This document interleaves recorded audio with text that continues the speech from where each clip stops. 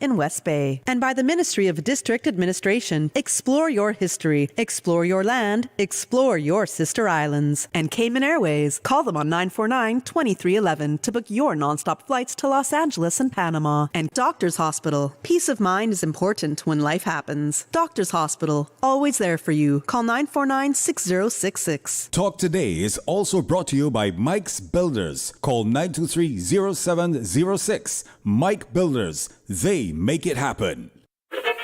But I do have some questions.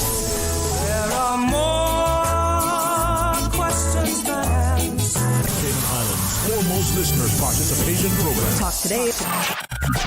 What's on your mind, Cayman? If you're ready to talk, we are ready to listen. Discussing current events and local news, community spotlights, hot topics, listener stories, cultural and historical discussions, environmental issues, fun and lighthearted topics, guest interviews. Cayman, basically anything you want to talk about, we are ready to listen.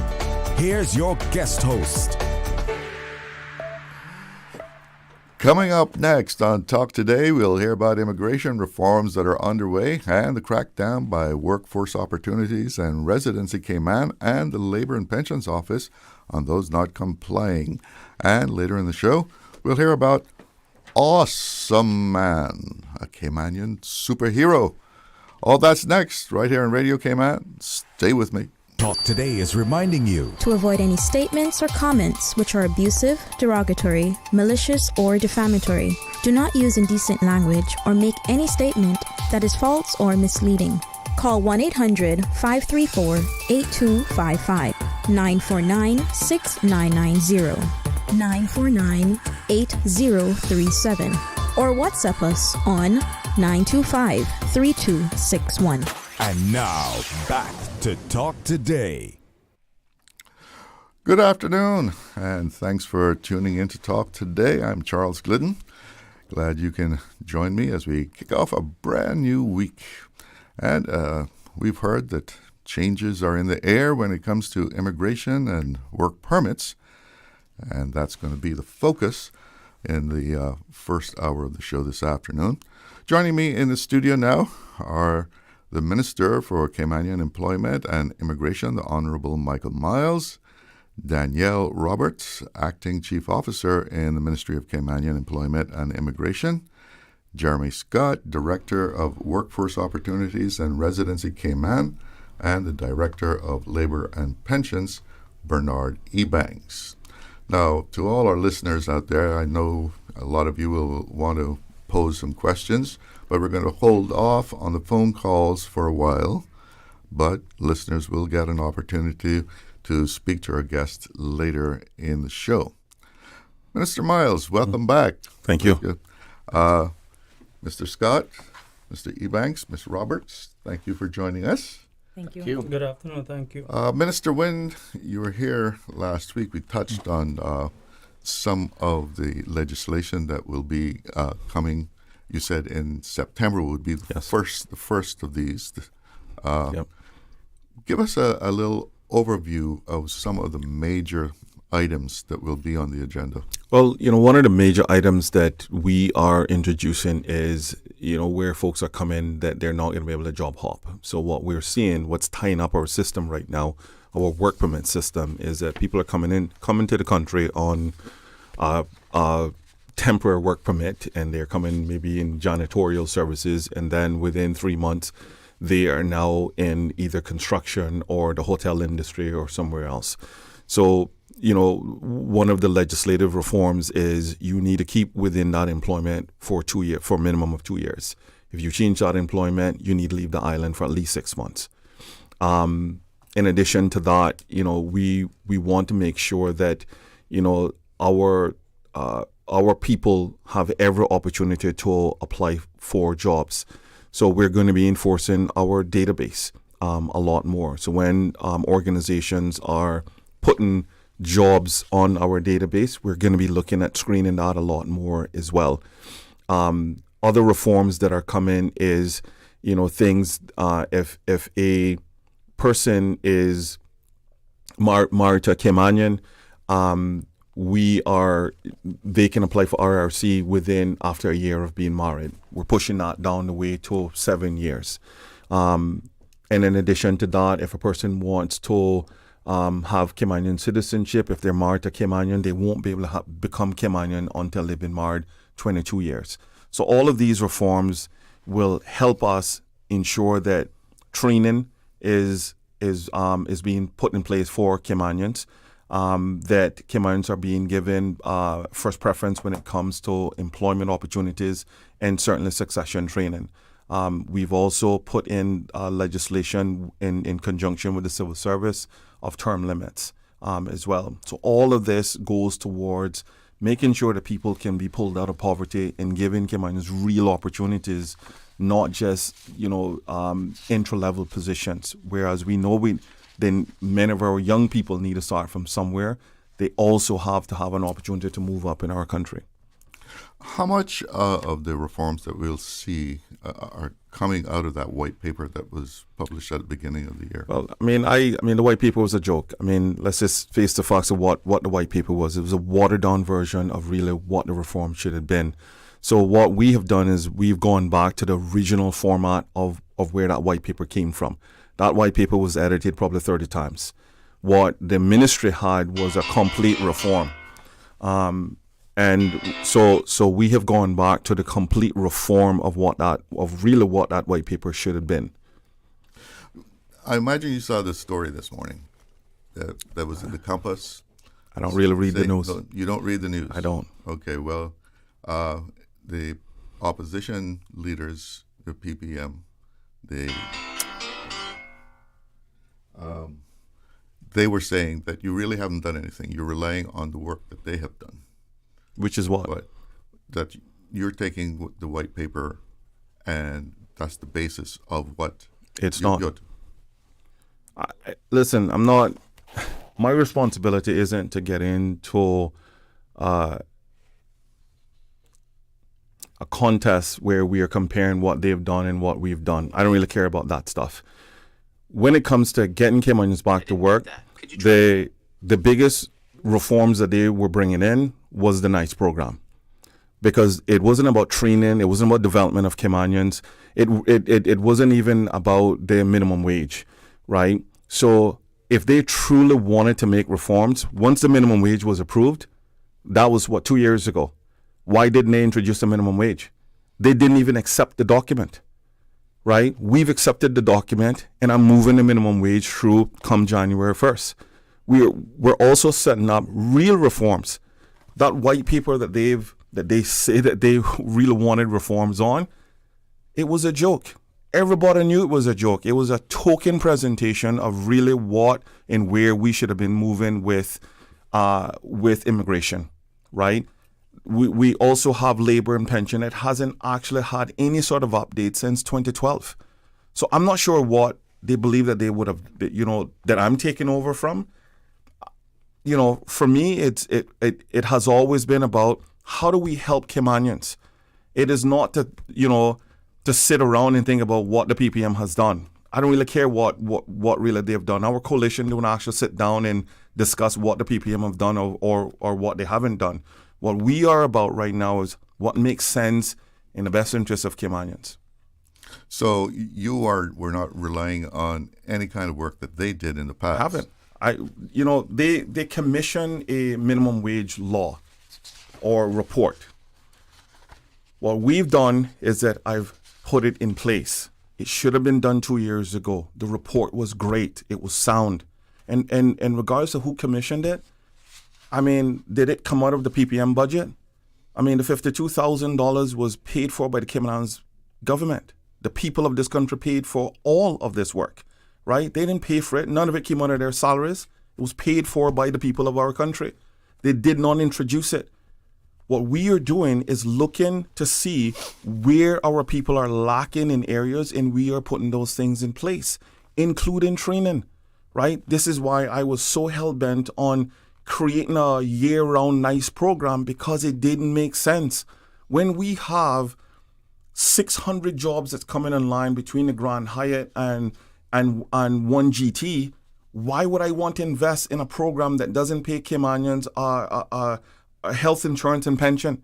Why would I want to make why would we invest in a project that those people is still going to end up on poverty or end up drawing from our Department of Financial Assistance?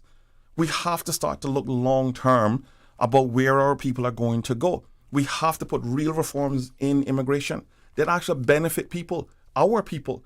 We also have to put real reforms in labor and pension to make sure that our people aren't being taken advantage of, right? We now have a lot of unscrupulous employers in our country.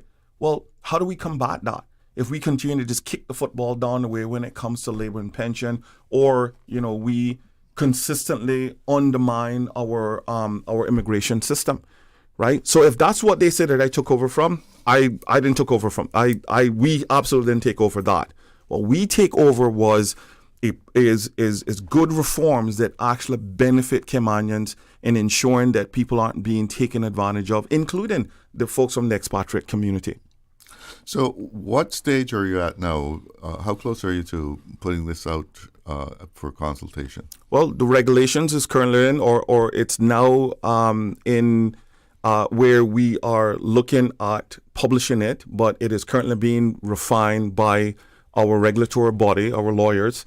The goal is right now is that when that is done, then it will go out for public consultation. But I believe that people would be a bit more impressed with what the original document was, not the white paper, right? Like that is, it's not something that I want to be associated with.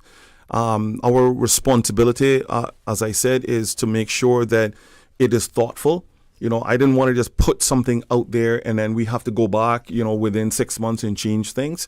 What we dealt with our ministry team and certainly our work team was we really thought about what this document should be. We took it through caucus, we took it through cabinet, and everyone agreed that it was we were on the right position to move the document forward, and we have. And now it's in legal drafting. Let's stick a pin there and take a break. We'll be right back. Hungry? Need Subway any time of the day? Yeah. We've got you covered. Subway at Anderson Square, Centennial Towers, and Countryside Shopping Village is open 24/7, serving up fresh, delicious subs anytime you need them. And for your weekend cravings, West Shore Center is also open 24 hours on Friday nights and until 1 a.m. on Saturdays, because it's never too late for a great meal. Skip the line and order ahead with the Subway Cayman Islands app, or get your favorites delivered straight to your door with Bento and Let's Eat. Fresh, fast, and always here when you need us. Subway. Eat fresh. Stay cyber secure with Cayman National. Here are a few tips that will benefit you. Ensure to log out completely when you finish any online banking activities. Be aware of phishing attempts and only click links from trusted sources that are sent from your device through emails and messages. Remember, Cayman National will never ask you for your credentials. If you suspect a fraud attempt or that your account has been compromised, please immediately contact our customer support team at 949-8300. Accidents and illnesses can strike without warning. Ouch! When it comes to urgent care, every second counts. At Doctors Hospital, we have a dedicated team of experienced doctors and nursing staff available to you 24 hours a day, 7 days a week. Don't waste time in an overcrowded emergency room when you need urgent care. Whether it's a broken bone, a severe infection, or a sudden illness, trust in Doctors Hospital's unwavering dedication to providing the best immediate care. For complete urgent care when you need it the most, choose Doctors Hospital, located in Georgetown, 16 Middle Road. Looking for fresh, healthy food that's full of flavor? Then you've got to visit Kirk Market. Our dishes are made with fresh, high-quality ingredients. Enjoy vibrant mixed greens or satisfying pasta salads. Or try one of our delicious grill options like blackened chicken, spicy beef steak, or grilled salmon. Looking for something light and flavorful? We've got sushi rolls and poke bowls prepared daily. And don't forget to explore a hot bar or Billy Fresh salad at the salad bar. Stop by Kirk Market today for breakfast, lunch, or dinner and taste the difference. Eat well, live well with Kirk Market.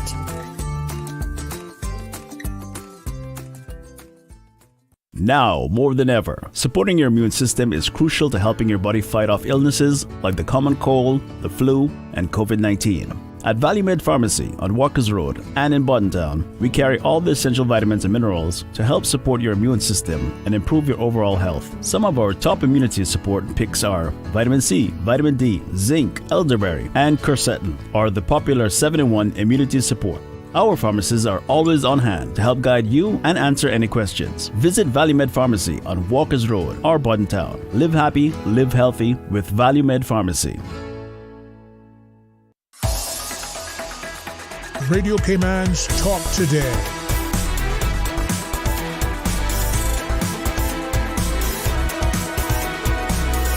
What is on your mind, Cayman? Welcome back to Talk Today, and the topic is immigration reform. And Minister, I was looking at a news release, one that came out on the 29th of May, and I was struck by one area in it that says the various proposed changes relating to the areas mentioned include changes to the PR point system so that the focus shifts to the impact the person makes within the Caymanian community rather than their ability to collect points. So elaborate on that for me. So there has been a point system committee that was put together. The report has been tabled. So we are now looking at that report as well, because that is also part of the reform. There's no reason why we should continue going down a road where things like property is being extremely appreciated to enormous levels because we've made property as part of our PR system, or someone can simply walk a couple of dogs and get points based on that. Or worse yet, they can take our cultural tests, and it's not a pass-fail test, but if they get out of 50, they can get 10, and we give them points for that as well. So the entire system overall needs to be reformed, and the committee have come back with recommendations, and that's what we're currently looking at. So does this mean that, say, a teacher might stand a better chance than some lawyer making $300,000 a year? There's always that possibility, right? But here's where the rubber meets the road for me. Why should we give someone a cultural test when they've already done 9 years here? Why not give them that cultural test when they are here on a work permit? They're assimilated to our culture, over the 9 years, but we don't give them the test until they've hit 9 years, and now they're applying for, a different level of citizenship in our country. Where I would like to see immigration transition to is that within 3 to 6 months of being in Cayman on a full work permit, they should be in some sort of cultural program to be assimilated to our culture, not wait 9 years. When they're applying for the PR or Cayman citizenship, and there's no test even when they transition into being a Caymanian. So we have completely missed the boat when it comes to how people should be assimilated. And then we are people are arguing when there's so many different nationalities here and they are not respecting our nationality. Well, we actually haven't introduced them to it, right? We are waiting too long to introduce them to it. We should be introducing them to that up front, not 9 or 10 years when they're already here. Another thing that's online is the sharing of information across the ministries, with the education, the needs, the labor needs, and so forth. Yes. How do you see that making a big change? It's in the current legislation. I've had to legislate it. I mean, I was hoping that I wouldn't have to do that, but it's in the current reforms that's coming. And that's because of the structure of government? It is. Government is structured. That's very siloed, right? And we need to tear silos down at this point. It's not working for our people. The end result is the customer. Well, who's the customer? The Caymanian people, right? And in addition to the Caymanian people as the customer, we also have almost 40,000 people in our country that is another customer that we are serving. We are inefficient. We're inefficient across government. We're inefficient within departments. And we have to steadily remove barriers that we can communicate with each other. For instance, DCI, the Department of Commerce and Investment, affects Mr. Scott and Mr. Ebanks' teams. Well, we need to work with them. So we need them at the table. The Health Insurance Commission affects their teams. We need them at the table. Because if we don't have them at the table, they can't do their jobs respectfully. That means that I'm going to need to hire a boatload of people for Mr. Scott to do his job and, for Mr. Ebanks to do his job. Well, we don't have that buying capacity to just go out and hire, an army of people. Because what happens? The Caymanian people is going to receive that price tag. We have $1 billion budget, but we're spending $1 billion in more. Why? We don't have a budget issue. We don't even have a collection of funding issue. We have an expense issue. We need to be able to control our expenses and make our services more efficient. That at any time when Mr. Scott and Mr. Ebanks is doing their jobs and they need information, they should be able to pick up the phone and call the police department and say, listen, I need information in X, Y, and Z, and it should not be people hiding behind, some sort of, confidentiality, right? Because we're all working with the same folks. If we're going to get a hold of our immigration system and our labor system, we have to be able to get information immediately. We cannot wait months, because months mean a 9/11.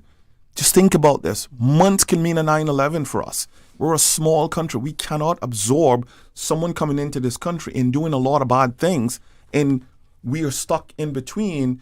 Well, I can't share that information with you because of X, Y, and Z. Now, let's look at a COVID. Let's look at that whole thing that when COVID happened, right? Everybody went online. We were forcing people to share information because we needed to, right? It was about life and death. Well, this is the same thing, right? Right? Should we need to be always working in some sort of a emergency or urgent ways in order for us to share information? We need information to do our jobs, and part of that is that education provides a wonderful service of scholarships from the people of our country. We have $30 million plus that comes out of education every year. We have almost $1 million that come out of the Ministry of Tourism. Our young people are going overseas. They're getting great opportunities to get education, and then they're coming back. And then guess what? Scott doesn't know that they're coming back. So how does he help them? Right? So there are jobs that are open that potentially, if he knew that they were coming back, we would then not do a work permit for that job, because we have young people that's coming back. I just had a meeting with CETA today, and they're saying we need people. Why don't you guys give us, folks that are overseas as early as we possibly can, so we can start to fit them into hotels, restaurants, and bars, etc., of where they're coming back. Well, we don't even know. Why? Because one organization is holding on to that information, and I'm saying the information just isn't theirs. It's ours. We are a government. We are working this together. And when our kids are coming back and they are saying, I don't think Cayman is for me, they're right. Right? But I can't help them unless I have their information up front and we can start to prepare. It's the reason why, Charles, we are looking at a national workforce database. Because unless people are being registered in that database, and CETA brought it up again today, they're saying, well, we can go onto the work site and we can see our jobs, but we can't see who applied to our jobs. We can't see what the labor force is at our jobs. Like, why can't we see that? Well, we need to give them that. And we need to give them that as early as possible. So if a youngster is going to UCCI and he sign up and he is on a scholarship, that child's name should be shared with Jeremy and his team. Let's bring Mr. Scott in here. How would that help you in determining whether you should award a work permit that someone is applying for? Sure. So afternoon, Mr. Glidden, to the Caymanian listening and viewing public. That definitely would serve its key benefits in that a decision maker, whether it be myself or an administrator or any of the boards, having direct knowledge that there are Caymanians that are either in the pool or is completing the field of study, what that field of study is, preparation in advance is the key in knowing where they are at what juncture. We're speaking of not about just placing Caymanians that are coming out of either of these programs, whether it be tertiary education, whether it be technical vocational, either of those programs, knowing where they are, whether to meet them with an internship, apprenticeship, full-time employment. That is the missing ingredient at this point in time. And we're trying to find them rather than knowing exactly where they are, and then rolling out what I coined the red carpet for them. So if someone came in with a work permit application, you can look on your database and say, oh, well, we have 2 people coming out of school in 3-4 months.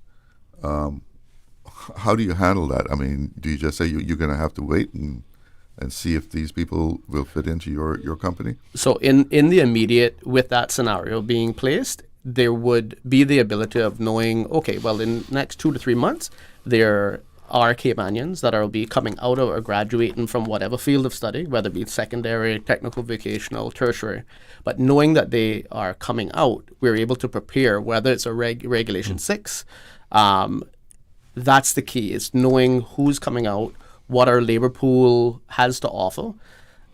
I've always said that we have a beautiful problem, and the beautiful problem is we have much more jobs and opportunities than we have Caymanians. Yes, absolutely. But what we are not doing is, in fact, preparing and providing the adequate support from. I would like to see this where it's initiated at a much earlier stage, right? Rather than waiting until we have a slew of graduates come out of secondary school and they're lost, right? So we're saying we're going out there, we're doing district days 2 to 3 times a year. Rather than that, we need to catch them early. We need to give them career guidance. We need to be able to say, here's what we can offer you. Here's what's actually available out there. We post our statistics online every month, every quarter. It'll actually give you very detailed information as to what our labor market looks like and what those key jobs require. So we're speaking of, a lot of times you have about a 20% of jobs that are available for persons without any level of experience. So you can see what the demand is. Correct. If you're looking to choose a career. Correct. So what we're working towards as well on the information sharing and being more proactive and intentional is to actually increase the awareness of what our labor market looks like, looking at anticipating future development and needs and niche markets that would inform policy steer, that would inform educational reform. That's what's needed. We're on that pathway, as the minister shared, and I think that's the key. It's not about what we're doing is totally inadequate, but it's still not there yet. So by increasing data sharing and knowledge and also collaborative efforts, we'll find ourselves being able to make more of an informed decision. I know overseas, particularly in the States, companies come on college campuses and actually recruit before you even graduate. Correct. So you could put somebody on a Zoom, a company, and interview somebody in the UK.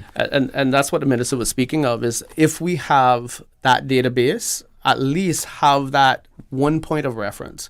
We have achieved one element, and that is we have the jobs portal. But the jobs portal only identifies the job opportunity, and it allows for either independent job seeker or an assisted job seeker to go on there and be referred. The problem is it doesn't tell us who's coming up and where exactly is it that we can align our labor needs for our Caymanian people. It's preparing them and also giving them the red carpet treatment. And obviously the immigration law is intended to do just that, but we have to modernize and reform. We have to take a break. We'll be right back. Stay cyber secure with Cayman National.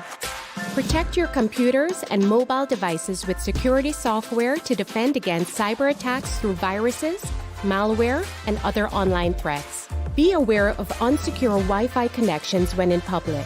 If you need to access your online banking or sensitive information on your mobile devices, try disabling the Wi-Fi and switching to data from your mobile network. If you suspect a fraud attempt, please contact our customer support team at 949-8300. Did you know that Doctors Hospital provides urgent care services 24 hours a day, 7 days a week? And Doctors Hospital's urgent care physicians have access to the most advanced MRI and CT imaging in the Caribbean, providing reliable diagnostics when you need it most. When you need quality urgent care for an illness or injury, Doctors Hospital is here for you 24/7. Whether it's a migraine, chest or abdominal pain, shortness of breath, broken bones, or another urgent need, Doctors Hospital at the top of Walker's Road. Urgent care right now. This summer, choose from 10 international destinations for your vacation with Cayman Airways. Explore New York, discover Denver, roam Los Angeles, play in Tampa, shop in Miami, tour Panama, uncover Havana, hike in La Ceiba, jam in Kingston, or relax in Montego Bay. Connecting flights are also available from the sister islands. Cayman Airways offers more international non-stop flights to and from the Cayman Islands than any other airline, and the lowest rates for checked bags. Book today at CaymanAirways.com, download our new mobile app, or call Cayman Airways reservations on 949-2311. Come fly with us and relax with your uniquely Caymanian airline. Wouldn't it have been grand if you had purchased land 30 years ago? It may not be 2020, but a perfect vision has never been more clear. Cayman Brac and Little Cayman, poised for growth with an eye on the future. Your land, your history, your future. Discover all that our sister islands have to offer.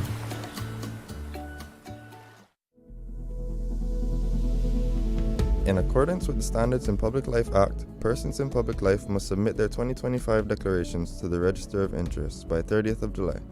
Persons in public life include members of Parliament, senior public servants, and members of governing bodies of statutory authorities and government companies.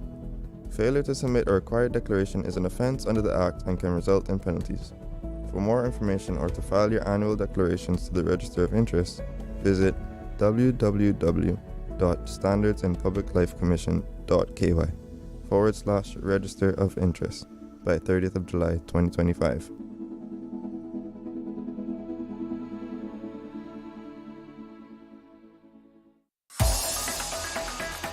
Radio Cayman's Talk Today.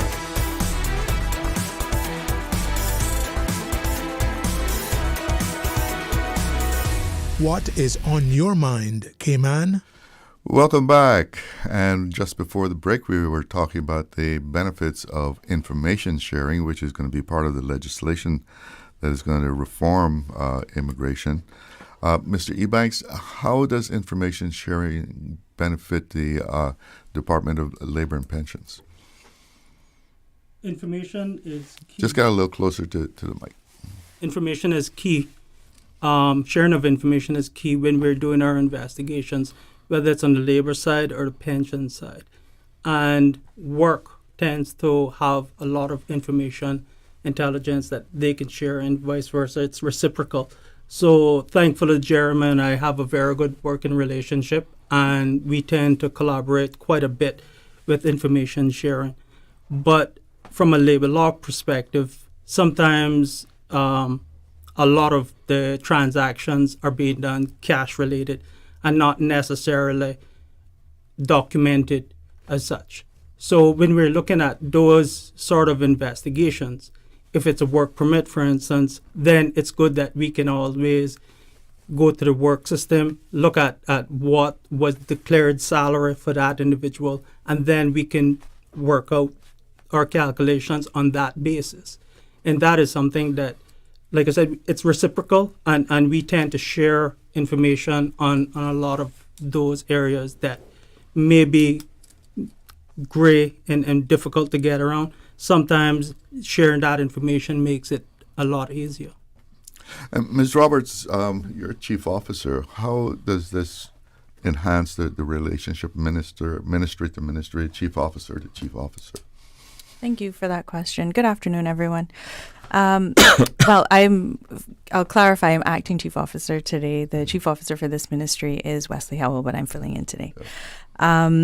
So it's breaking down those silos in the ways of sharing information is critically important with building and improving relationships between chief officers. Much of our day-to-day relies on the political will from the top to open those lines of communication. And so communication turns into information, turns into data, turns into action, turns into change. And so that's a critical thing that starts from just that ability to be open to sharing information and releasing sort of the territorial ownership on any given subject area and allowing a collaborative approach to solving critical problems that exist across multiple ministries or departments, because usually those issues are not, the issues are not in silos. So the tackling of those issues can't be. Now, one of the things that I saw on the list of challenges that especially WORC deals with is people bringing in people on a work permit and they don't have any work for them.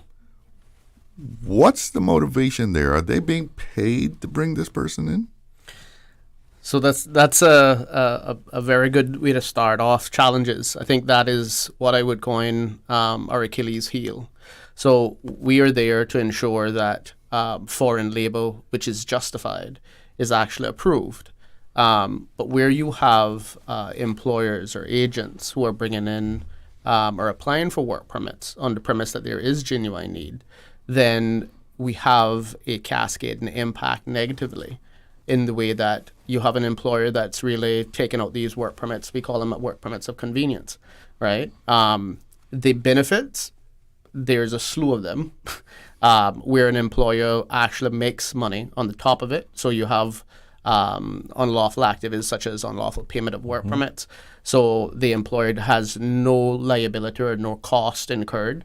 That financial income or benefit or reward is automatically taken from the worker. We're talking about worker exploitation as well, which is a serious concern. Yep. That gets into other more grievous offenses.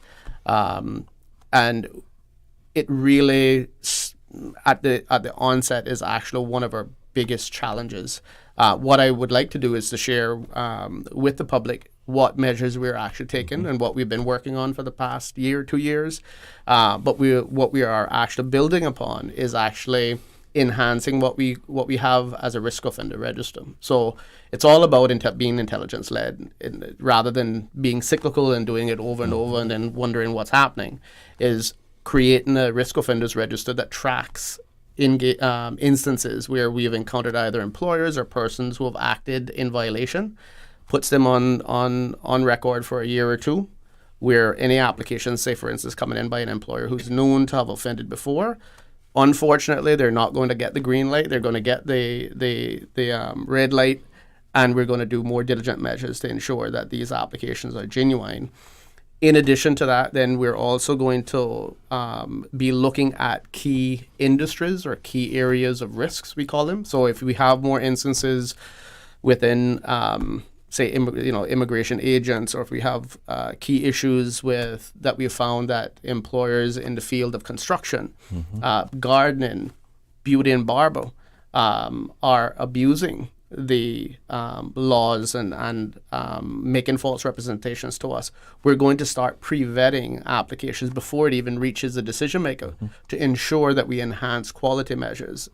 One of the things that we've taken, I call it the hit on, is that we continue to have concerns with the general public about the granting of work permits. So again, one of my measures is to introduce a pre-vetting criteria or framework that allows us to detect a greater number of these abuses before they even get to the decision maker. So this is not just a shot in the dark or a guessing game. We're actually taking intelligence details that we're actually finding from active investigations and findings, and then spin it to becoming actually a more robust vetting criteria. And the public can look forward to that. Unfortunately, it also causes delays. We take in close to 4,000 applications a month, which is a lot. And we actually push out, meaning decide on close to 6,000 applications a month, right? At the end of any given year, we're talking about work permits, 60 something as per last year. I think it was like 65,000 decisions. We know half of them, speaking on temps, we know half of them, or 50% of them, are actually temporary work permits. But we do know as well that there is a smaller percentage, but those smaller percentages are really those numbers of employers and applications that are coming in, that's not genuine. It also skews our labor data, right? So if we're here preparing and trying to train up and spending so much money on training our Caymanians in a particular field of study, but we find out that there's a high percentage or a certain percentage that are not really needed, they're just being taken out of convenience, it places us in a very precarious situation, and it causes us to spend money which we shouldn't have in the first place. All right, we're coming up here on News Time, and if you want to start queuing up on the phone lines, you can go ahead and start dialing in and get in queue, and we're going to break away to check in with the newsroom. We are Radio Cayman, covering Cayman Brac, Little Cayman, and Grand Cayman. 1 in a million. From Radio Cayman's newsroom, this is Headlines. Local, regional, international news. The Headline News is brought to you by Kirk Market and Health Services Authority. Radio Cayman News Headlines. I'm Danielle Ebanks. A jury has been selected in the case of Adriana Angela Lobo, who's charged with helping migrants evade arrest following their escape from a customs and border control site. Ms. Lobo denies the charges and is set to stand trial tomorrow. The trial is expected to last for up to 10 days.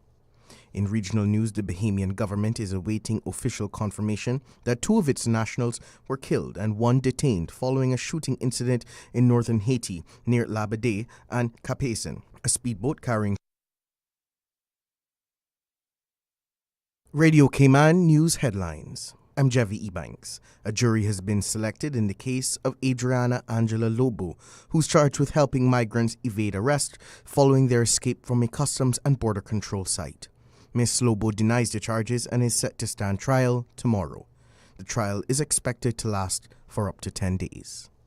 In regional news, the Bahamian government is awaiting official confirmation that 2 of its nationals were killed and 1 detained following a shooting incident in northern Haiti near Labadee and Capaisen. A speedboat carrying 3 Bahamians and 1 Jamaican came under fire from an unknown assailant, leaving 2 dead and another hospitalized.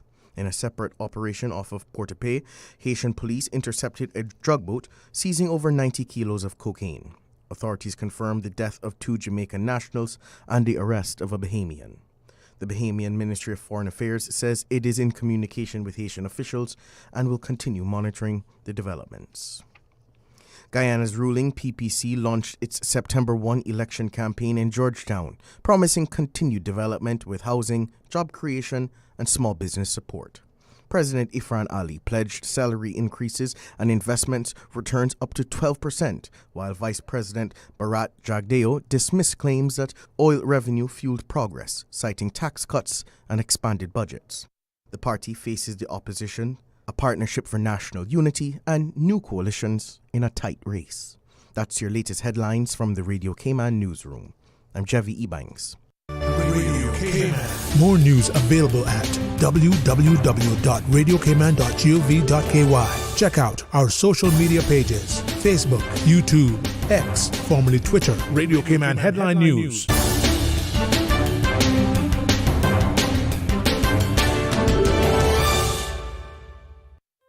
Looking for fresh, healthy food that's full of flavor?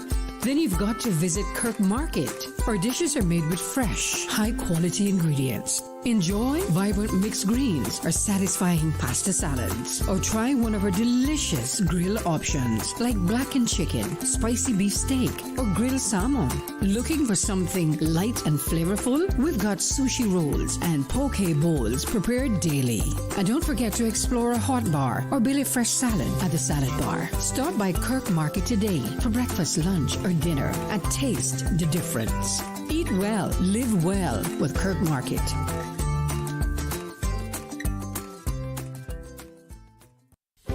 Do you have a healthcare question but not sure who to ask? Contact HSA's Patient Call Center to speak to one of our experienced clinical team members. We are here to answer your questions and help guide you through your healthcare journey. Need to make an appointment? Our team can help. Contact HSA at 949-8600 or email info@hsa.ky. At HSA, we are committed to caring for you. Radio Cayman is pleased to feature this special Sister Islands historical vignette brought to you by the Ministry of District Administration and Lands. Explore your history, explore your land, explore your Sister Islands. Captain Keith Parker Tibbetts, MBE, JP.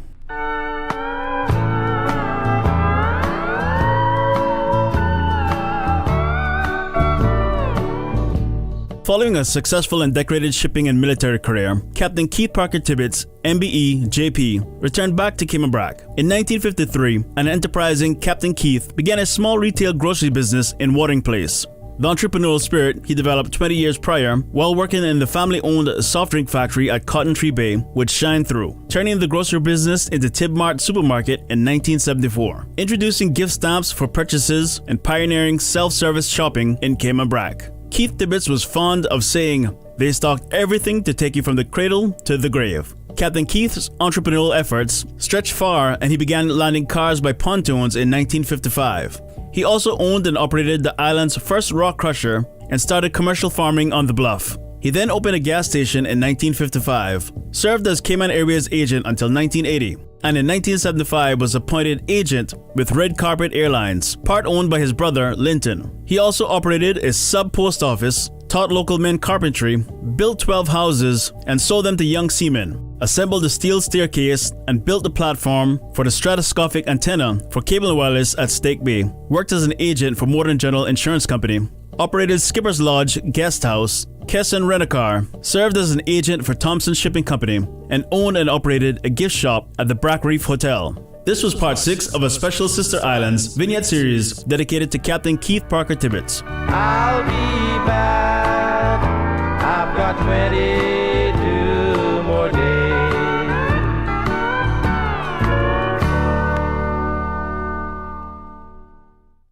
Radio Cayman is pleased to feature this special Sister Islands historical vignette brought to you by the Ministry of District Administration and Lands. Explore your history, explore your land, explore your Sister Islands. We were set to battle, and your Aunt Angie was leading the pack when... Aunt Angie, what does this have to do with car damage? Oh, right. Well, long story long. I took down the assassins and wound up inventing a new form of mixed martial arts. I became an international champion until one sore loser karate kicked my car. But I was covered with CG. Covered for malicious damage and more. CG Britgay. Good like that. All benefits are subject to policy provisions, including eligibility at the time of service. Radio Cayman's Talk Today.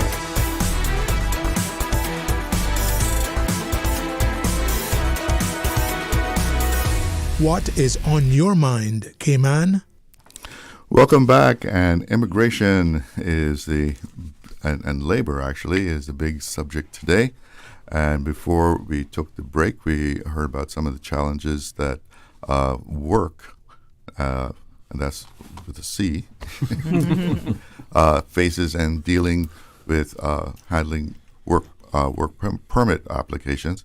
So let me ask Mr. Ebanks, how do you get by with the challenges that you're facing as far as pensions and labor conditions?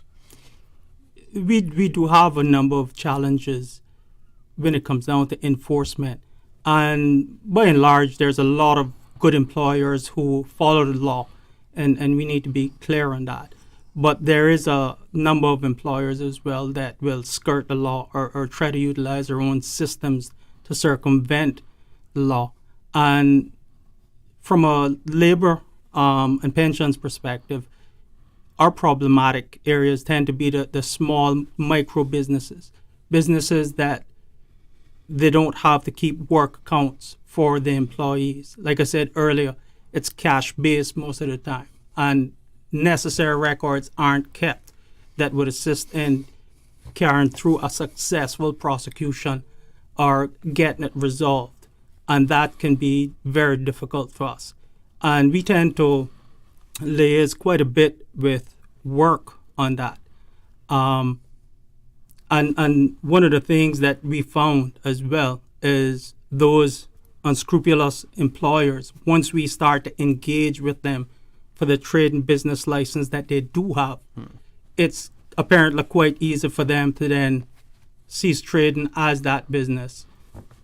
go and look at getting another trade and business license and starting that process over. And then it makes it difficult for the employees whose benefits is being circumvented, and it makes it difficult for DLP as well. And that's one of the things that the minister has been rallying everybody to get us around the table so that we're all on the same page dealing with these issues and trying to avoid those sort of things coming forward and circumventing the legislation. And that's primarily where our investigative issues are. The small micro businesses that can tend to do those things. Do you have to depend mainly on employees being brave enough to step up and come and file a complaint with you? Absolutely. A lot of this, we tend to audit companies as well, but a lot of it is specific to the employee. So it's not necessarily that there's a problem throughout a large company, but it could be something specific to the individual. And that individual then has to step up and say, well, I need to enforce my rights on this. And they would need to then contact someone from DLP, and we would assist in that regard. This WhatsApp message here is asking, how will sharing information preserve the individual's right to privacy? The individual right to privacy, we also have notifications on it. So persons can come into DLP and take basic guidance on what the law says, and they can make inquiries, etc.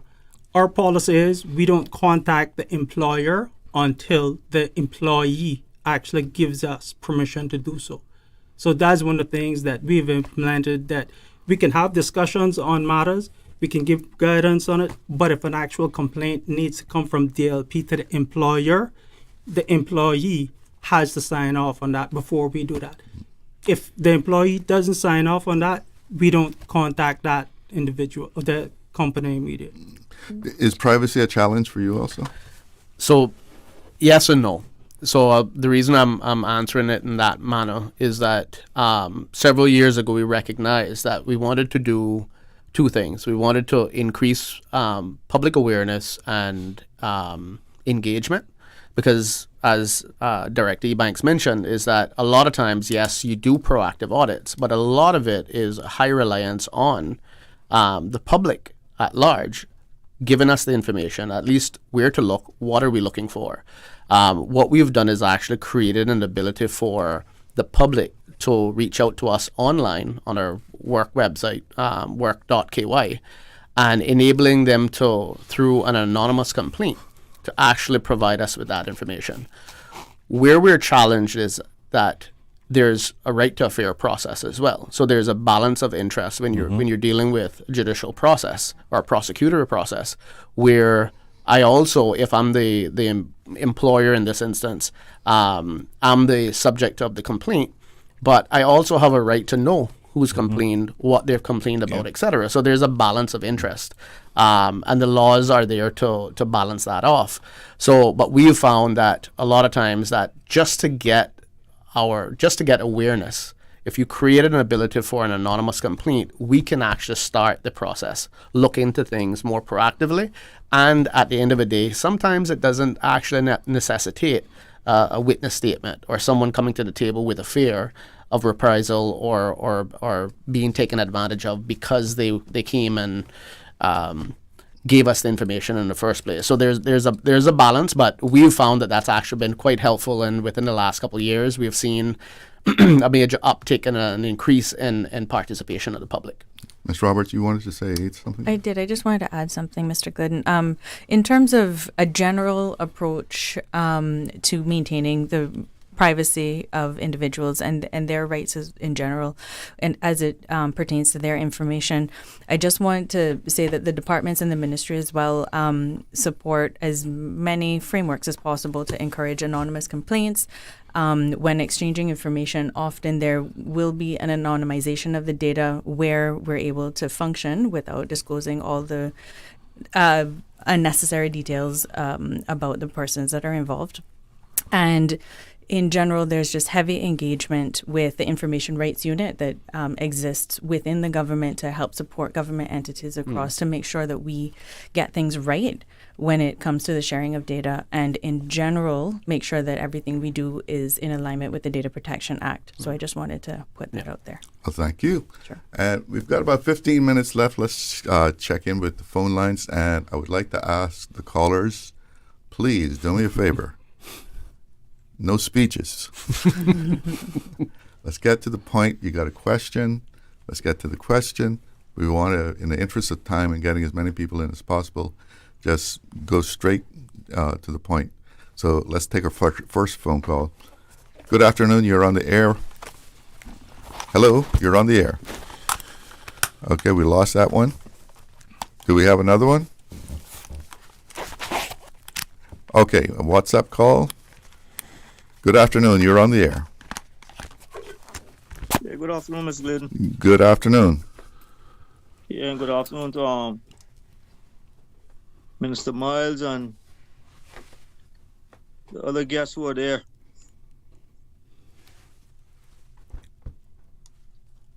Well, concerning the airport, I noticed that whenever stay over tourists are leaving, the people that collect their luggage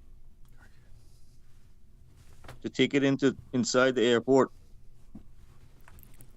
by the departure counter, I noticed that none of these people are Caymanians. You're right. I totally agree with you. Matter of fact, the majority of the people in the airport are non-Caymanian, and I absolutely agree with you. I don't agree with that, But when you look at the folks who have those contracts for the airport, what have we done with them? Have we forced them to train up Caymanians? We have not, right? We've played politics. So we now have a large percentage of the folks at the airport, from security to the folks who's taking up the luggage, to the people who put your luggage in a conveyor belt, to the people who are checking you in, are non-Caymanian. I don't agree. And I believe that those jobs should all be Caymanized. So therefore, I'm working with the with Minister Ebanks to ensure that we can force employers to start hiring those people, that all of those people should be Caymanians. I'm happy that you've seen it. I'm happy that a lot of people have seen it. You walk into a hotel, the majority of those people aren't Caymanian either. Why? No training, no this, no that. We've made it, many of times, we made it almost impossible to hire Caymanians, right? I was just saying to my group here today, Danielle and I just walked out of a meeting with CETA, discussing ways on how we can get Caymanians back into the hospitality industry. I want to tear silos down. I want to collaborate. I want to make sure that we can that barriers are coming down so Caymanians can transition, but not just at some introductory level. I believe that everybody needs to start somewhere, but I also believe that there has to be a clear path to the top. I do not believe that getting a person in as just a housekeeper or just a kid who simply just wants to be a pool cleaner, his responsibility, he should be on a pathway to where he can then become in leadership or supervisory or management or wherever he else wants to go. But it cannot be this glass ceiling that our people never penetrate. So thank you for your call, and I'm happy that you've seen that, because that's what I am willing to do. I'm willing to fight for those jobs, because those jobs should all be Caymanians. All right, thank you for the call. We have another caller on the line. Good afternoon. You're on the air with Talk Today. Good afternoon. Hello. Go ahead. Hi. Can Go you ahead. hear me? Yeah, loud and clear. Yeah. The only way that the government will be able to lawfully force employers to Caymanize certain jobs is to pass a law that says that all jobs are for Caymanians, and that certain jobs shall not be issued a work permit. And you have to create a schedule that says restriction on the grant of work permits. And all of those jobs that you want to be for Caymanians, you say no work permits for those jobs. If you do it any other way, it implies But if you say this job is for Caymanian only, then it implies that the other jobs are not for Caymanians only, which is why you would have to do it in the way that I'm describing, and that would stand up in court. Any other way, you're going to be challenged and you'll lose. It has to be done by law. I wish you luck. Thank you. I appreciate it, caller. Hasn't that been tried before? I mean, to reserve certain jobs for Caymanians? So there is in legislation an ability for a carve-out. I call it being prescriptive as to certain jobs, but that would be something that would have to be also led by the cabinet. And I do hear the call in relation to it. I think there's a combination for sure. Having it very clearly carved out as to what jobs are for Caymanians are protected, but in the same breath, you also have a need to identify, I would say strategically, identify where specifically those areas of if it's a training issue, experience, etc., that we need to also do our part in providing the support for Caymanians to be more successful in those plights for employment, coupled with many other things. But I do hear the caller in relation to it, and it would definitely make it much more easier for us to be able to police that. Okay, back to the phone lines. Good afternoon. You're on the air with Talk Today.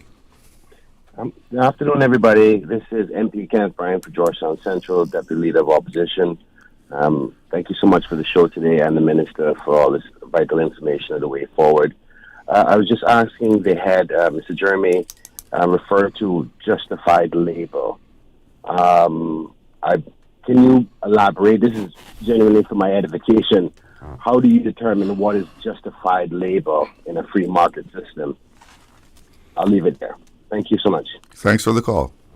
Yeah, so thank you, caller, for that question and clarification. I think when mentioning justified labor, we're speaking on an individual basis. Every application is subject to prescribed requirements, justifying hours of work, whether or not the person is qualified, whether the employer has the ability to actually financially support the contract, I call it, of employment. So that was what I was referring to, not necessarily in a broader context. Let's take this WhatsApp message here. Good day to all your distinguished panel. It is well known within small business community of human trafficking and illegal acts by person on work permits, trafficking persons from their nations and charging exorbitant fees, yet still continue to work. Can the panel say what an investigation of this nature would look like? Does police get involved? I'm wanting to know that we are or will tackle this issue. So it's a very good observation. We have been actively investigating and actually prosecuting in various forms, either through administrative fines or directly through the judiciary. We have active charges in court as we speak with known employers, and we've actually had them in the past, which results in convictions, fines. It will end up in an adverse finding if there's work permits involved where they're revoked. The employer is also placed on the risk offenders register. So again, that is subject to further scrutiny. We will always want to improve what we're doing. You may get through the gate once, you may get through the gate twice, but shame on me if it's 3 times. So we're creating a model that allows us to be more proactive, more intelligence-led, and then from there we should see ultimately an outcome where we're reducing or enhancing compliance, but reducing the incidents as well. Do you have any sort of system like so many offenses and don't even bother to make an application anymore? So as it relates to policy, we've had to enhance that through a policy position of saying, okay, well, I spoke on the risk offenders register, and the risk offenders register does pretty much just exactly that, is saying that automatically once you're on the risk offenders register, twice you're having a no tolerance approach. So that's the court. 3 times then we're talking about the fact of, well, definitely you're on the radar, you're going to have to justify on each and every occasion all the elements that are prescribed in law to justify why this is actually necessary, and it will enhance our ability to pre-vet those justifications. But again, if we're not taking that stance, then we're essentially just processing it with the checks, just basically going through some basic checks and balances without actually knowing, and then it's being unfair as well to the good corporate citizen or other personal employers who are doing what they're and are actually being compliant. And we know, I think Director Ebanks mentioned this, we know that the majority are compliant. It's those minorities that are of concern, and we have to get that balance right. Let's go back to the phone lines. Good afternoon. You're on the air. Afternoon. Again, MP Brian. Just a follow-up question. How does the department determine when somebody is qualified for any relevant position? And is there a list of positions across the Cayman Islands with the determined criteria for any particular job? And if so, what sections of the legislation allows you to determine whether somebody's qualified or not? Thank you. So thank you, caller, again. I think it's a very clever question. What I will say is that the qualifications for in a job isn't prescribed by law. A lot of times it's based on what the employer is actually just seeking to require on an applicant as to whether or not they're qualified. It leads us into another area of challenge that we've recognized is where an employer advertises and sets the parameter as to what those qualifications are.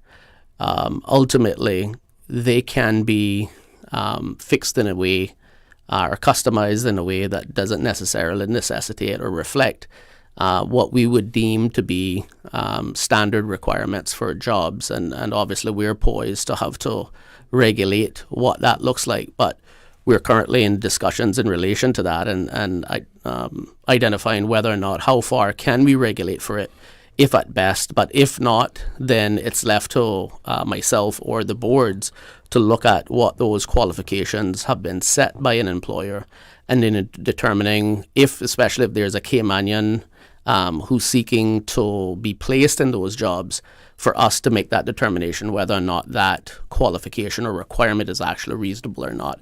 So it's definitely a highlight that it's a challenge for sure.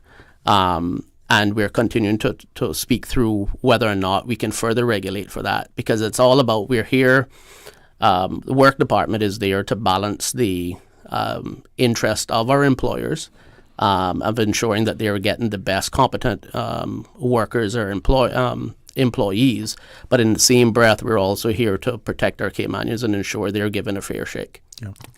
All right, we have another caller. Good afternoon. You're on the air with Talk Today. Hello, good afternoon. Yes, go ahead. Hello. Yes. I'm speaking wrong. Real quick. Here, Rambo. Yeah, me a brief is in front of me. To the panel. Apparently, being a zero tolerance approach, a truncate decline, right? Specifically with immigrants, right? Because the fairness of checks and balance is countermeasure.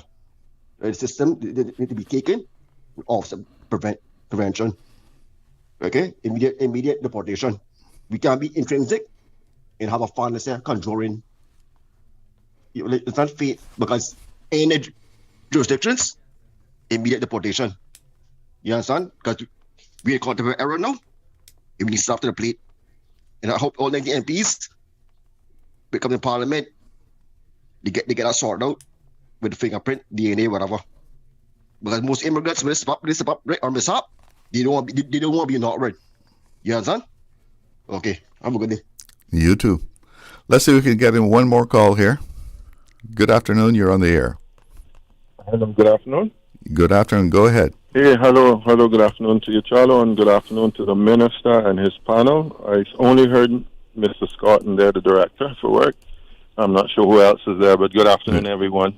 I just have a question and some thoughts in relation to training and some of the, as the minister mentioned, some of those little stumbling blocks and ring fences that the industries industries, plural, has been created in Cayman in relation to ring fencing and keeping Caymanians down. So when we refer to training, Minister, and any of the other panel, what exactly are you asking them to do? Because we know that is a huge component for getting the ready-made employees, I call it.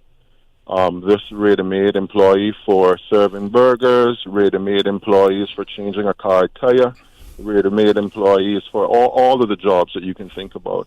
Whereas and I've used this example before, Minister, I've checked it out in the UK, and I challenge our Director of Work, if he hasn't already, have a look at it in terms of searching for jobs in the UK, for example. There's a huge training component that is part of the applicant's right within the job. So is there a way of us carving out, instead of saying we need to pre-train you in order for you to serve, some food at a table, we're carving out training in legislation as being part of the component for being able to get the job, for hiring you. You are, open to training, you're ready to be trained, and it's a component of the job description, so that particular stumbling block is eliminated along the board. So you no longer need to tell me, well, they're not trained, because most jobs, as we know, unless you're going into heart surgery or you're going to go fly an airplane, we know the jobs where you have to be fully up and trained. The most jobs in Cayman, particularly along the front line and specifically within the tourism sector, are trainable, and you do on-the-job training. So let's see if we can get an answer there, because I'm over time, short on time. But thank you for that question. Let's see if we can get an answer to that real quick. Well, part of that, caller, thank you once again for calling in. This is twofold for us. So we have a number of young people, or people in general, that have tertiary education qualifications. They are coming back and they can't find jobs because we don't know that they're overseas. So it comes down to information sharing. But WORC also have several training programs that they also invest in. We also invest heavily in UCCI. There are several TVET training programs there. PWD also have training programs. The biggest element that I see to this, it's not coordinated. So, for instance, you have the hotels, for example, from the Ritz-Carlton to Indigo, they all have training programs. However, we need to be able to tear down some of the barriers to getting into those hotels. For instance, we have folks in the eastern districts that want to work on West Bay Road. However, there's no transportation when it comes to them working on the weekends or late at night. So there's a barrier there. There's a barrier to things like childcare. So it just doesn't come down to training, because most organizations can train. I spoke to, over the last 7 years, I met with over 200 organizations. Training is not the problem. Qualifications is not the problem. It's the barriers that are consistently standing in the way of employment. For instance, as I mentioned, it is knowing that a person is at UCCI, what they want to do, so we can get them in an internship program or apprenticeship program.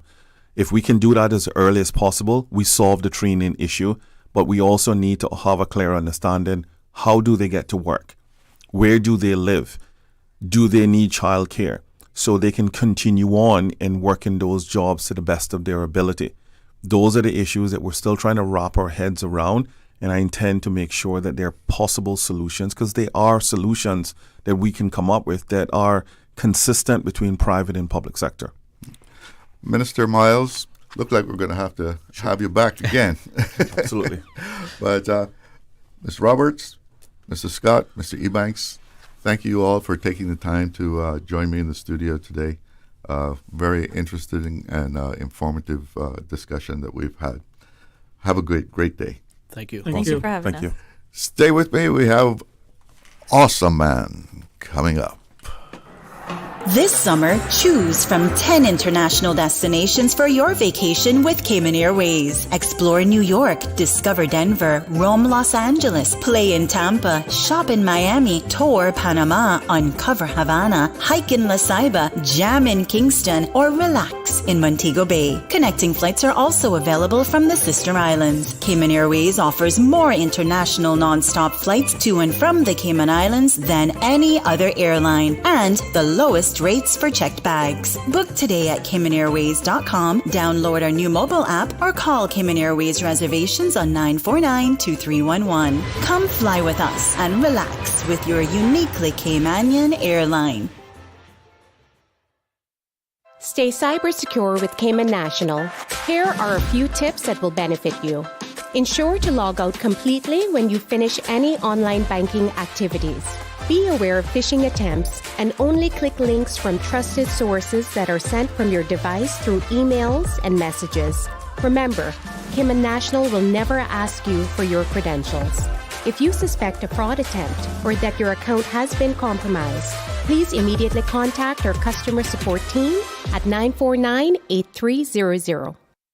Accidents and illnesses can strike without warning. Ouch! When it comes to urgent care, every second counts. At Doctors Hospital, we have a dedicated team of experienced doctors and nursing staff available to you 24 hours a day, 7 days a week. Don't waste time in an overcrowded emergency room when you need urgent care. Whether it's a broken bone, a severe infection, or a sudden illness, trust in Doctors Hospital's unwavering dedication to providing the best immediate care. For complete urgent care when you need it the most, choose Doctors Hospital, located in Georgetown, 16 Middle Road. Explore your history. Explore your land. Explore your sister islands, the ultimate staycation experience. Your culture, your freedom, the land that time forgot isn't gone. It's your sister islands. Discover all that our sister islands have to offer. Radio Cayman's Talk Today.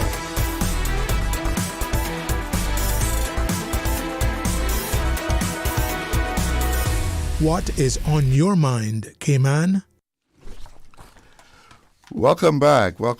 And we heard about immigration and work permits, and now we're going to turn our attention to filmmaking right here in the Cayman Islands. Cayman has a new superhero, and it's Awesome Man, and that's the title of Cayman's first locally produced superhero short film, and it has been the concept of none other than Asher Lopez, and I'm drawing a blank on you. Right. As the producer alongside Asher.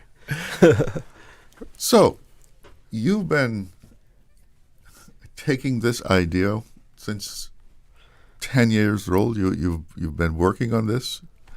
Yes, sir. How did it first start for you? So, from a young age, I was always inspired by Walt Disney, as well as superheroes, Marvel Avengers, and so one day I decided to draw a little closer to the mic. One day I decided to draw my own superhero, on paper, and made an iMovie trailer out of it. And because I was in 5th grade at the time, I decided to use what we had called passion projects to bring that to life. So I used a mini iPad. This was a project in school? Yeah. But I used the opportunity to bring it to life. So I had a mini iPad as the camera. I used a green screen in the back of the CIS library, used some friends, and made the film and presented it to the parents and the other classes, and they all loved it. And I've just carried the script and the film with me throughout my life until this point. So well, you used a green screen at 10 years old. Yeah, I was pursuing it like it was the real thing, even though it was just a little kid's project. But yeah. So, you presented this to the school? So parents were invited, like from my grade. They had students, and the other classes were invited, like in my grade level at the time, 5th grade, and it was presented to parents and the other class, and they all watched it, and I heard some whoa kind of moments, and yeah, they all loved it. I got compliments afterwards, and then I've just carried the whole entire vision with me throughout my whole life until this point. Now, this short film that you made, this was a brand new script. I mean, it wasn't a remake of what you did as a kid, right? Well, I took what I had as a kid, but expanded it. I did more depth to it, emotion to it. Because when I was a kid, it was the feature script, but shortened into 5 minutes. Whereas this is the feature script, but written to be as long as like a 1 or 2 hour movie. So how long is the short film? Like 2.5 minutes. 2.5. It only says 4 minutes because of the credits. It's really 2.5 minutes. Okay, but I mean, you actually tell a story in that time. Mm-hmm. Now, that's not easy to do. I mean, I've worked on a few things, and it's easy to be long-winded on something and never get to the point until 2 hours later. Yeah, sure. Right. Yeah. You know, to tell a story in 2 minutes, that takes some skill. What is the basis of the story? So pretty much, I will say what makes it 2 minutes is because it's a scene taken out of the full-length script, but it's the superhero's origin story, like how he became the hero. And so when you watch the film, it definitely adds mystery of what happened in Act 1, like at the beginning of the film to lead up to that point, and then now that the ending ends how it does in the short film, what comes after. So how did you get involved? So I met Asher, and then we kind of bonded because my company's called Awesome Productions, and he had this film called Awesome Man. So it seemed destined to be, but not necessarily, because a lot of people want to make movies, but it's pretty difficult to do. And the first step is to write something, and not a lot of people even write something. Asher already had something written. He sent it to me, which was the Awesome Man script that we're talking about.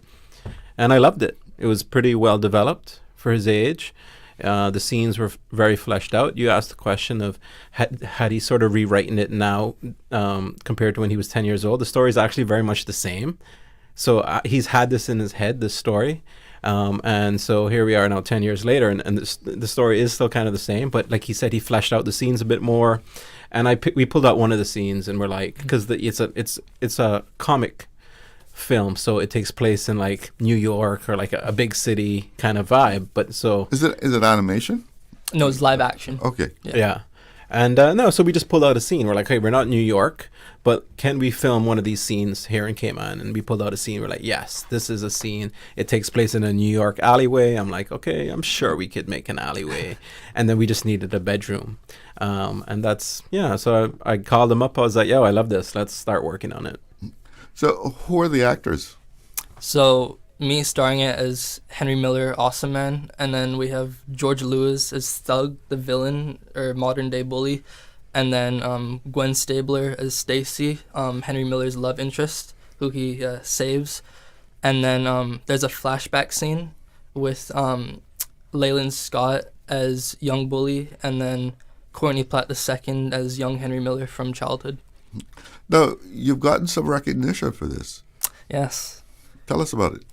So far, the country knows that Awesome Man has been nominated as a finalist at an international indie film and screenplay festival in Vienna in December, as well as I'm very excited to announce that recently, just 2 weeks ago, Awesome Man has received top 3 honorable mention at a film festival in Athens, and I'm going to be receiving a trophy like in a few weeks for it. Wow, that's pretty good. Yeah. What are your thoughts on that? I mean, that he has received that kind of recognition. It's great. I mean, it's encouragement. It's recognition. This is what we want as artists and filmmakers, to create something that affects people positively. And I think the award is a sort of recognition of that, that you've created something. It's impactful. It's moving. And I hope it's encouragement for Asher to keep developing the story. I think he can make a feature film out of this 1 year. Mm-hmm. I think that the story is the hard part, and I think he has something. So I think I just want him to keep fleshing out the story a bit, and maybe Marvel. He really likes Marvel. Yeah. We'll pick it up one day. Because Lord knows they need new superheroes. Oh, for sure. Yeah, for sure. I'm tired of the old superheroes. Like, let's get something new. Yeah. And I think Awesome Man is a great name. What's the full name? Awesome Man, what, Man of Chromium? Yeah. Okay. Not steel, but chromium. Yeah. Well, so were you a big comic book person? I've never read one comic book, but I'm as passionate as a sports fan is about Avengers and Marvel. So now, Disney is your man, Walt Disney? Yes, he's my childhood hero. So I guess you watched every Disney that you could get your hands on? Oh, for sure, yeah. And I grew up going to Disney World. I've been on a Disney cruise line 2 times in my life. I went on one last year, so yeah, I'm just a big Disney enthusiast as well. The whole digital revolution that we've seen over the last 15, 20 years, I mean, a lot of that has made things like this possible, right? True. I mean, even, 13 years ago, if you were looking, you had to spend a couple of $1,000s to get a decent camera. Now, he used an iPad. Mm-hmm. And say an iPhone 15 can probably do just as good as what some video cameras were like back 15 years ago. Sure. So how does that open things up? I mean, yeah, I think he's been Awesome Man has been accepted into Athens, and prior to the internet and the digital revolution, how would Athens, a festival in Athens, even hear about Awesome Man? Right? You would have to package film and send it off by mail to to festivals. That's pretty crazy to think about. That now we can send it, digitally. So I think that's one of the ways that the digital revolution has impacted, the film world, and Asher's film is that we can send this film to anywhere around the world, right? So we can send Cayman anywhere around the world. There's a lot to dive into when it comes to the digital revolution. So you used the iPad on the first one. Yeah, a mini iPad. Yeah. What did you shoot it on this time around? That professional camera. I think we used a Sony. We used Tom Blake was our DP. So it was, all the actors he mentioned were local. I think they were all Caymanians as well, but all local crew. Tom's also Caymanian. We used his Sony. I don't know if it was the A7S, I think. A pretty robust camera, 6K, super high quality camera, and we had lighting and sound recording and wardrobe team and makeup team and set designer. Yeah. Well, you had a full crew. Yeah. Full crew, and they all worked for free. So we didn't raise a ton of money for the film, but we raised a lot of interest and a lot of commitment from individuals who knew exactly what they were going to have to do to help us make the film, and that was just spend a lot of time, a lot of effort. So it was really a love of the labor then.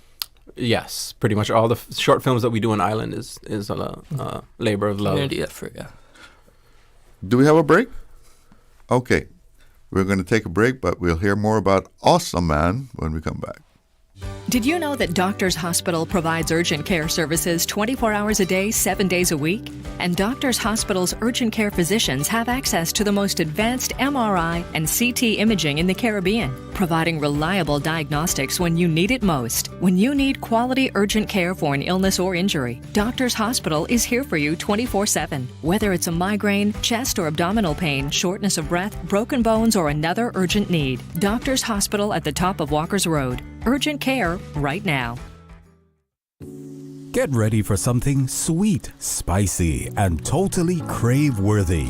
The hot honey chicken sandwich is here, and it's bringing the heat. We've taken our tender, juicy chicken and drenched it in bold hot honey sauce for the perfect balance of sweetness and spice. But hurry, this one's only here for a limited time. Hot honey chicken. Try it today before it's gone. Subway. Eat fresh. This summer, choose from 10 international destinations for your vacation with Cayman Airways. Explore New York, discover Denver, roam Los Angeles, play in Tampa, shop in Miami, tour Panama, uncover Havana, hike in La Ceiba, jam in Kingston, or relax in Montego Bay. Connecting flights are also available from the sister islands. Cayman Airways offers more international non-stop flights to and from the Cayman Islands than any other airline, and the lowest rates for checked bags. Book today at CaymanAirways.com, download our new mobile app, or call Cayman Airways reservations on 949-2311. Come fly with us and relax with your uniquely Caymanian airline. Freedom, Cayman Brack. Freedom, Little Cayman. Soft breezes, blue waters, no traffic. Unwind and rejuvenate your mind, body, and soul. Sister Island Staycations, a taste of freedom. Discover all that our sister islands have to offer. Stay cyber secure with Cayman National. Here are a few tips that will benefit you. Ensure to log out completely when you finish any online banking activities. Be aware of phishing attempts and only click links from trusted sources that are sent from your device through emails and messages. Remember, Cayman National will never ask you for your credentials. If you suspect a fraud attempt or that your account has been compromised, please immediately contact our customer support team at 949-8300. She hear clunk and her car stop. I was just about to send her some money, so I send it straight to her JN money transfer card. It cost me less, and perhaps she use the card pay the garage right away. She'll get discount through the JN Rewards program in Jamaica. This card make things easy. You can even get funds at any multi-link ATM. JN Money Transfer Card. Fast, affordable, convenient. Tell your loved ones in Jamaica about it. Sign up is free. Radio Cayman's Talk Today.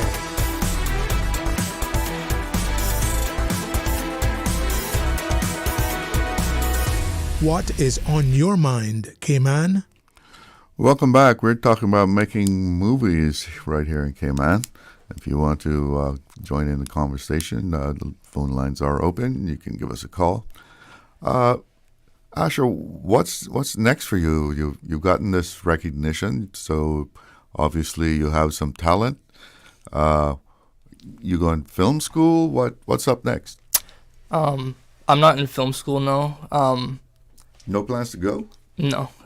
It's an unconventional path where I'm blazing my own trail and seeing where it takes me. I'm just more of a hands-on guy who likes to learn kind of one-on-one and at my own pace and for myself, rather than surrounded by people telling me how I should learn or how I should think, and just how the traditional school system is set up. That's not really for me, so I chose to take a different path, and it's working out so far for me. So. Yeah. So you'd rather, instead of going to school, you like to maybe just work with someone and learn from them? Yeah, I've already gained so much experience and knowledge from so many amazing people doing this, and I still have so much to learn. But yeah. Yeah. That's right here in Cayman, or? Yeah, right here in Cayman. I mean, would you see yourself going overseas to pursue that? Film, yeah, but not film school. Okay. Yeah. Not school. No, I don't like school. No, I don't like school. But there, you've been working in Cayman in the film industry. I mean, the government has made a push to have Cayman as a location that overseas production companies will come here. What's happening there? Well, we have a new film commissioner now, Brittany Kelly, which is great, which you never had before. So somebody to sort of spearhead that whole initiative to get producers to think about Cayman as a location to shoot reality shows and commercials and even films, which is great. We also have a film rebate, which helps attract these producers because films bring a lot of money to the economy.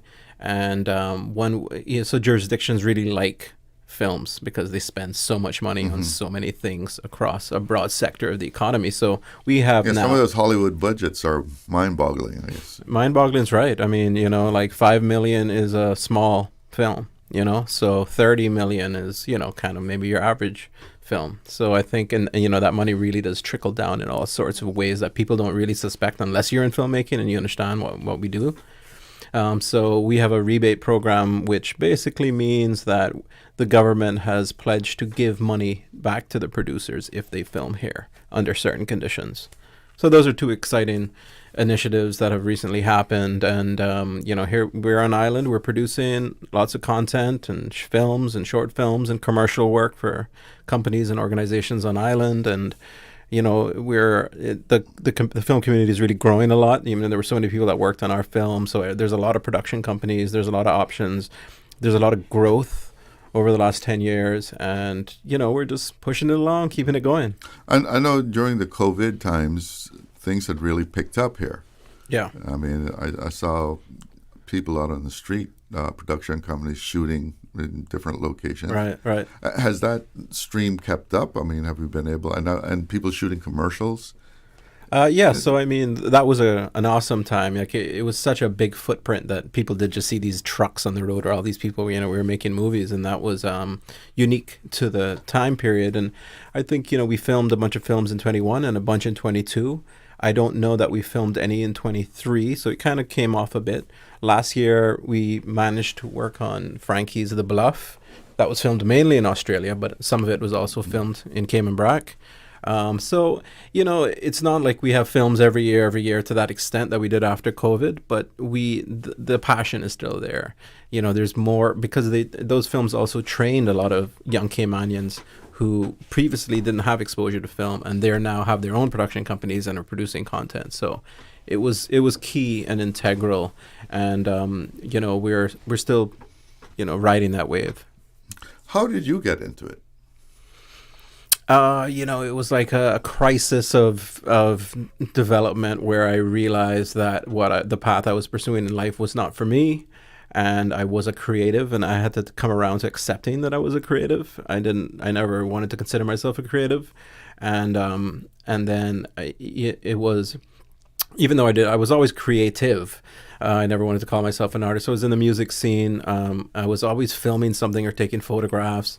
And when that time in my life happened, just over a decade ago, film just was the one art that allowed me to fully express myself. It was so challenging. I had no idea how challenging film was. And when I realized how challenging it was, yes, this is what can really activate the most amount of skill within me. And I just kind of fell in love with it and just kept going with it. So no school for you either? No school for me. So we have that in common. No wonder you're together then. Yes.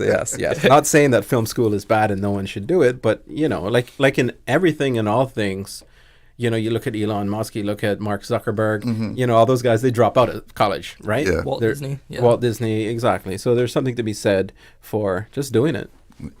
Now, people might say, 2.5 minutes, 2 minutes, well, what's that?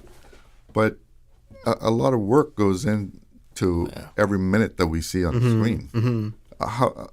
What was the work like for this? How long did it take you? Like a year and a half. Pre-production was from October 2023 to May 2024. Production was in June 2024. And then editing was from July 2024 to March 2025. And so the actual shoot was how long? Was in June 2024, and it's like 2 days. 2 days? Yeah. To get after the edits that down to 2.5 minutes. Yeah.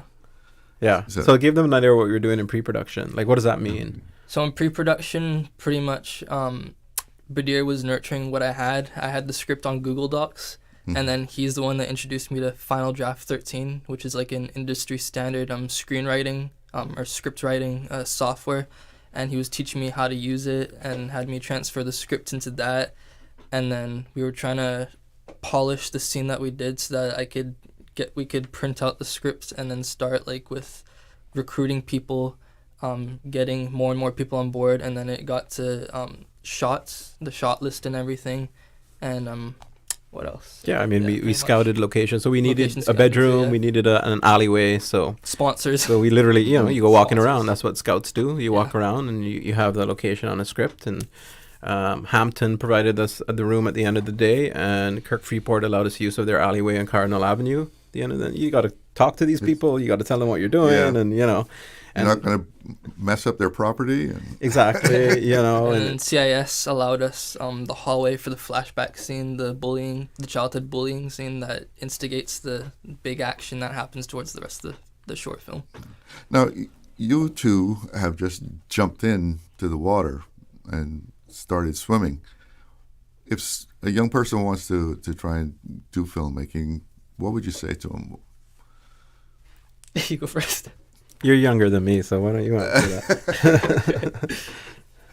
Sorry, what was the question again about? If a young person is interested in filmmaking, what would you say to them as far as getting started?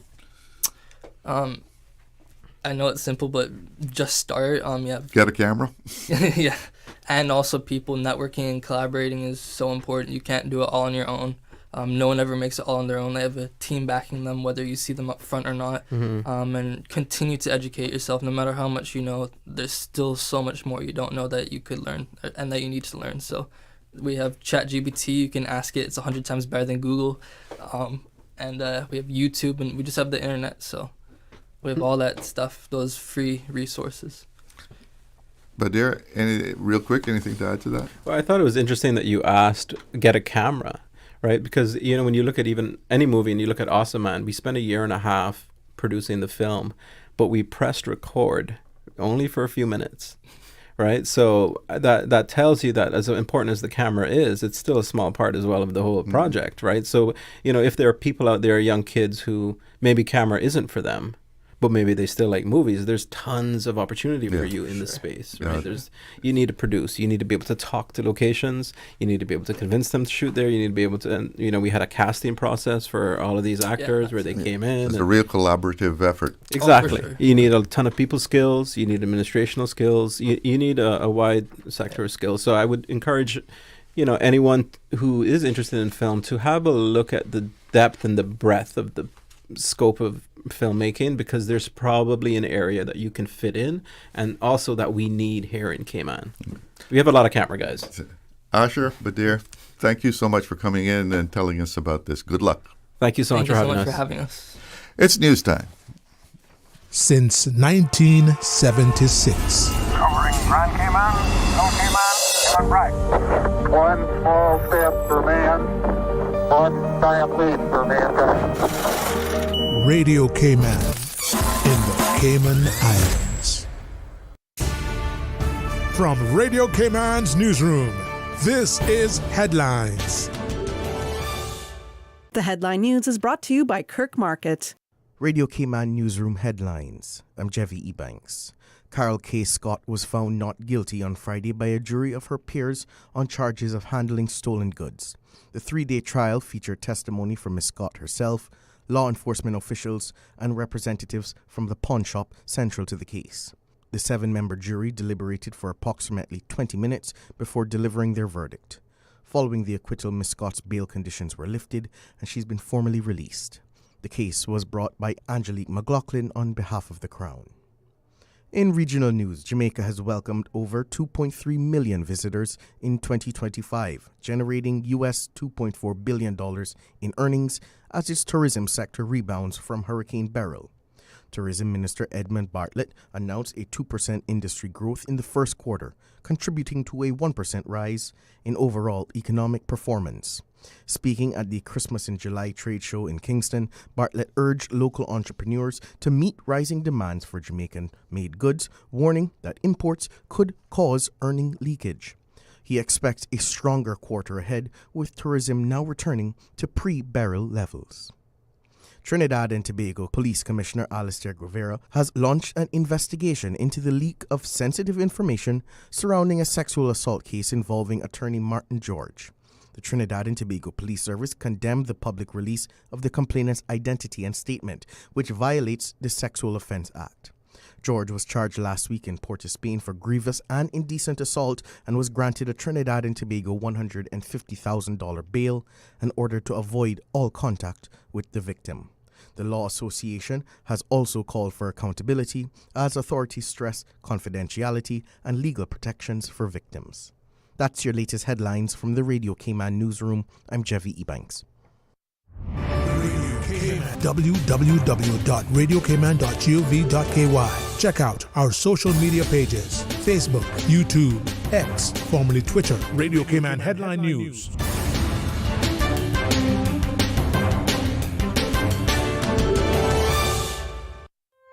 Looking for fresh, healthy food that's full of flavor? Then you've got to visit Kirk Market. Our dishes are made with fresh, high-quality ingredients. Enjoy vibrant mixed greens or satisfying pasta salads. Or try one of our delicious grill options like blackened chicken, spicy beef steak, or grilled salmon. Looking for something light and flavorful? We've got sushi rolls and poke bowls prepared daily. And don't forget to explore a hot bar or Billy Fresh salad at the salad bar. Stop by Kirk Market today for breakfast, lunch, or dinner and taste the difference. Eat well, live well with Kirk Market.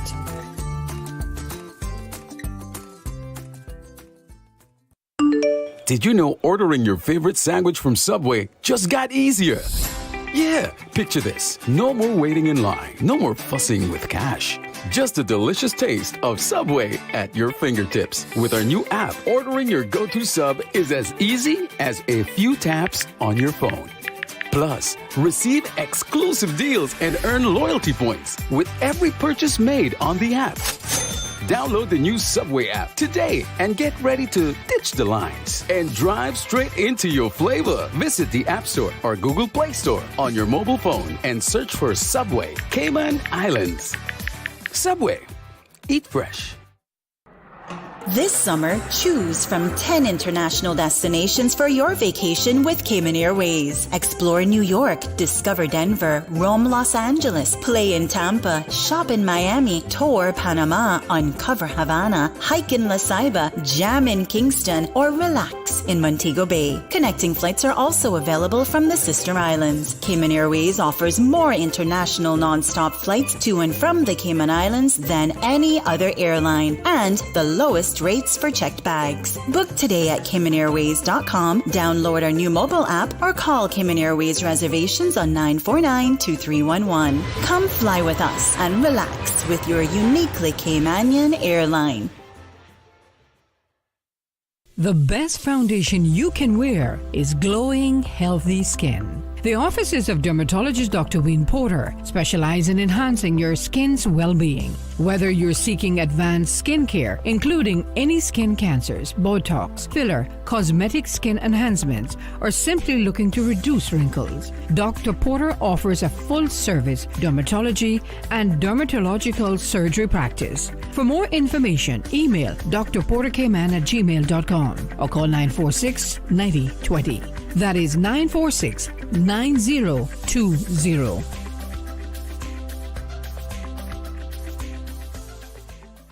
Witness the elegance of the Miss Universe Cayman Islands 2025 contestants as they embark on a captivating motorcade through our beautiful island. On July 19th, the motorcade will start at 9 a.m. at the Georgetown Public Library, then on to West Bay, followed by stops at 7 Mile Beach, Cayman Turtle Center, Bodden Town, and North Side. Come together as a community to uplift and cheer for these remarkable young women. Don't miss the chance to be a part of the magic. Mark your calendars for July 19th and come out to show your love and encouragement. Let's make this motorcade a day they will never forget. Radio Cayman's Talk Today.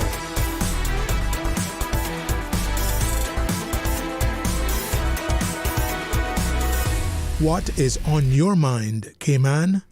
Welcome back to Talk Today, and let's take a quick look at the weather here. It's a scorcher out there, 88 degrees at Owen Roberts Airport, and the feels like temp is 102.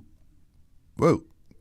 And clear skies, sunny out there, and that is the forecast. Sunny, the radar showing no rain in sight. Let's check in with the phone lines. Good afternoon. You're on the air with Talk Today. Hey, good afternoon to you again, Charlo. Yes, how are you doing?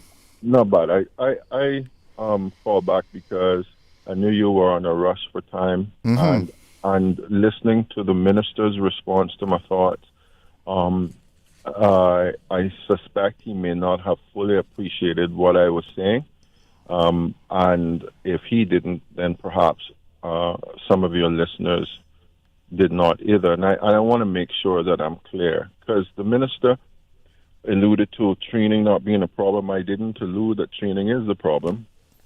Training and the use or the term or the way that it's classified and used for justification for getting a work permit holder is the problem. So let me just try to elaborate. To break it down. So the minister may not be aware, either because he hasn't applied for any sort of frontline positions at some of these hotels or otherwise, that in many instances they will use not giving a Caymanian a job, a young Caymanian, a medium, a middle-aged Caymanian, whoever, a Caymanian period, the job because they're not fully trained in the position. And the position may have just been front desk, may have just been whatever position you want to within the front line area of our hospitality industry. Mm-hmm. And that's used in so many instances to ring-fence Caymanians, and a justification for the term that I have called it, the ready-made employee. And it's almost as if bringing in a work permit holder who may have had some frontline experience doesn't require training on that job, and that's not true. Everybody has their own procedures, right? Yeah, every place has its own procedures, processes, and otherwise, and those things are trainable. So what I was suggesting to the minister is that one of the ways that we can get around, because they talked about the stumbling blocks, and that's one. The minister may or may not have realized that, and again, so he talked about things like having apprentice programs and stuff. In all truth and honesty, apprentice programs and stuff should be offered by the employer for trying to get Caymanians in if they were fully on board about understanding the need for the Caymanians to be fully employed within their country. Well, he was saying that the hotels did have training programs, but there was still that barrier. So those training programs, in many instances, those would do it. If you ask me, my takeaway and assessment is that they get them in and they still don't hire them. It is always some sort of excuse of some sort. And what I was suggesting to the minister when I talked about putting something like training in legislation, and I realized also when I alluded to the director of work that he should check out the UK, for example. I didn't flesh out what the UK do if he check it out. Oftentimes jobs, part of the requirement that the employer must do is to provide training on the job. It's a requirement.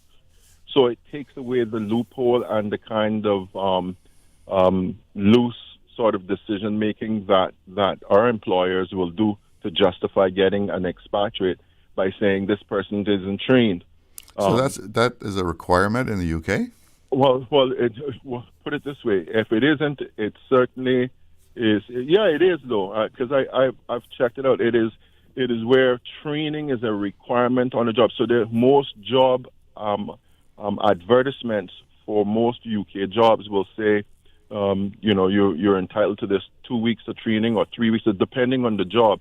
And it seems like it's that way for whether you're a civil servant, because I've looked at civil service posts, to whether you're frontline or whatever. Training is a great part of it because we recognize that, as we just identified, you and I, that the processes and the uniqueness of each particular business is just that. So what a company should really be looking for is your competency, whether you are capable of performing the job, not whether you, in our case, are up to speed and know everything that you need to know about serving a plate of food in order to justify hiring you. And they do that. They say, this person, we need this expat, we need this work permit holder because they have 15 years in serving. Well, that is all good and dandy, but that should not be the reason why you don't hire a Caymanian. And we've all seen the ads where the experience requirement is like, do you really need 10 years to learn how to do that? And all of that, yes, exactly. And all that speaks to this requirement. If they were to make it like you would in terms of make it a requirement like you would for things like you work 8 hours a day, you're entitled to half an hour. Make training a component of all jobs, particularly frontline jobs, that you are required to offer training that the person, so it's not something now that you can now rate them on in the midst of having an interview with them. As I said, you're rating them on competency. Can they do the job? Can they understand? Do they understand a little bit about what it is that they're going to do? But it shouldn't be based on the fact that they're coming here, that they should know everything about that job, and that the expat who's coming here for a work permit will automatically know that. They won't automatically know it. And it is used within the industry. The minister, if he's not familiar, he should do a little investigation, because it's used heavily to ring fence Caymanians and to justify getting a work permit.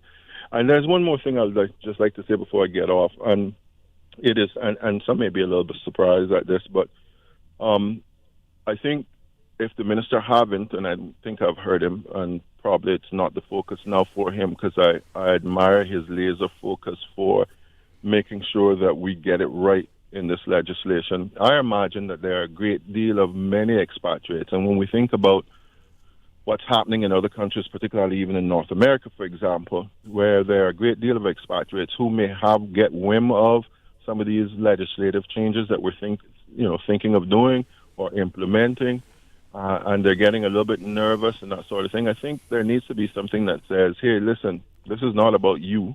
You're already here. You're in your job. We appreciate that you're serving our front line and what have you. This is about carving out, and it's sad that we need to do this, but it's been going for so many years, and we've had so many governments that has ignored the Caymanian people's plight. But this is not about you. This is about us making sure that we get it right for Caymanians in their own country. And if you're on a work permit, that's not our goal, is to not just pack you up without due diligence and due process and send you home and ship you off. This is not about that. This is about Caymanians ensuring that the industries that has been keeping us out for so very long is not able to do that now. And I just think that's important to be said, because there are many expats who I've heard in some circles, just even recently with the announcement of certain things like, oh my goodness, is my job at stake? Well, no. I think it's important that the government address that aspect of it as well, just to make sure that they understand that this is about getting it right for Caymanians in their own country. Thank you, Charlie, for allowing me, man. All right. Thank you for the call. You have a good afternoon. And also you. Yeah. We have another caller. Good afternoon. You're on the air with Talk Today. Good afternoon. You don't mind me calling you Mr. Glidden? No, you can do that. Okay. You can call me Chalo too if you want. Chalo need Mr. Glidden too. Yeah. All from West Bay, right? Oh yeah. And your last caller was from West Bay. I do agree what he said. I agree every word. Now, I'm going to tell you, maybe you wasn't born yet, and definitely not your last caller, but it was a hotel here in Cayman. It's no longer there now. La Fontaine. Oh, yeah. Oh, you remember that? I was dancing there, man. We were... Mostly all West Bayers was working there, and we had to receive on-the-job training. And we had a chef by the name of, they call him Big Bill, but his name was Bill Balfour. Oh, yeah. And he was very, very strict. And your last caller would know that on the job training by the employer is very important. He knows that because he's been in tourism as well. So we received that many years ago, and from from the people that own the hotel, Mr. Henderson and the Chapmans and whatnot. I don't know why they're not doing these things now. Yeah, well, you see, today, lots of time they give the excuse of, oh, we don't have the time. We're so busy that we don't have time to train people. But as the caller said before, when the first time he called, you're not being asked to fly an airplane or, do brain surgery. It's hospitality work. You can train for this. Yes, and when we receive our training, the pay was little less, but they also provided uniforms. We knew how to answer the tourists that we were getting. We were getting Canadian flights in every 2 weeks. And sometimes we had to be to work like 5 o'clock in the morning. Mm-hmm. But, that's a long time ago. Why can't we do it now? Why? Like your last caller, I agree with him very much. Now, I am married to a man that has a couple of professions. And one of them, he came here as a professional chef. Now, he got on the job training. He's from Switzerland, Peter, and he's from Switzerland. Mm-hmm. And that's a requirement in Switzerland. You get on the job training by your employer. Well, that's what he was saying about in the UK also. Yes, no, I don't know about other parts of Europe. I understand also in Austria. But we had, mostly then was quite a bit of European chefs, and they receive on the job training from their employer.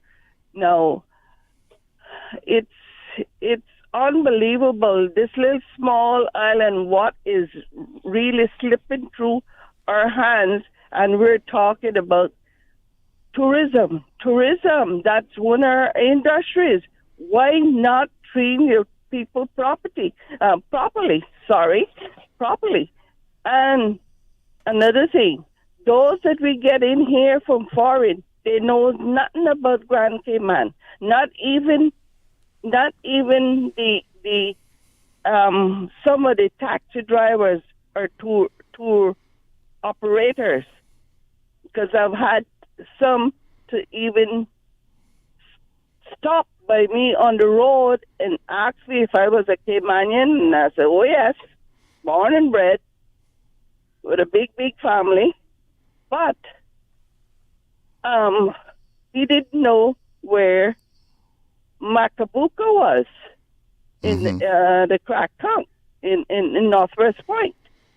And he wasn't even saying, the tour bus is full with people. He wasn't even saying the word right. So it took me a while to think about, he said he knew that it was down that way and pointed in the direction of the Turtle Center, which that is true. But for God's sake, they need training to those that are going in the tourism business. I thought that they had to take some kind of test. Those guys that drive tours and taxis, that they had to have some kind of general knowledge test when to get a license. Yes, may be doing it. They take probably as much test as some of our helpers do. 2-3 hours with the Red Cross, and they get a CPR and a CPR and first aid the certificate. Yeah, they got a little card. But now, mind you, I wouldn't even compare to that because I've taken that course. It's a sort of an all-day course, and when you finish, if you've really paid attention, you know how to save someone with CPR when you come out of there. It is something. CPR, you have to renew that. Oh, yeah. And that should be the requirement of the government for whoever employs them. it should be. Yeah, because of Cayman, things change rather rapidly.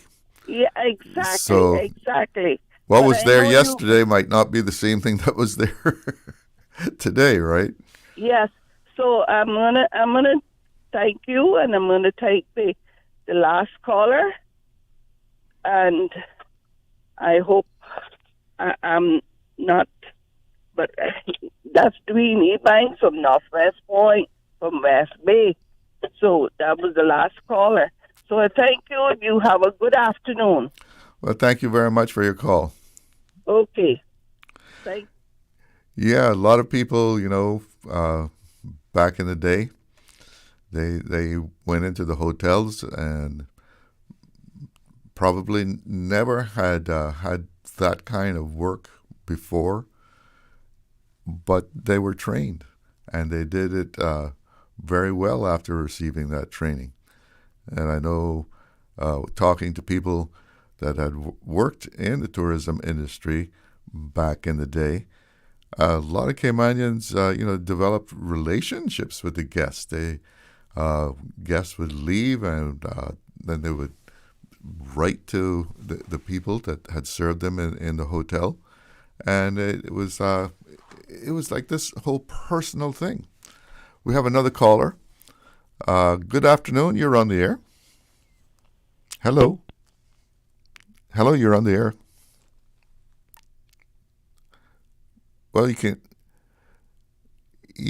I think we lost that one.